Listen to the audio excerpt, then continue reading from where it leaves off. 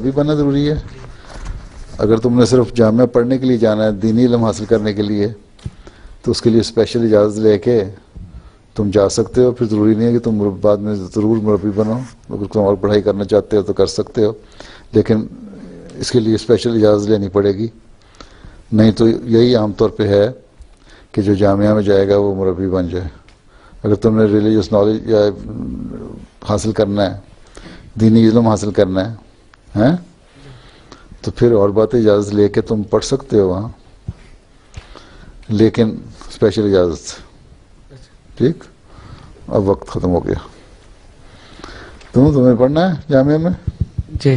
تم جامعہ پڑھنا بھی چاہتے ہو، مربی بھی نہیں بننا چاہتے ہیں؟ کس لیے؟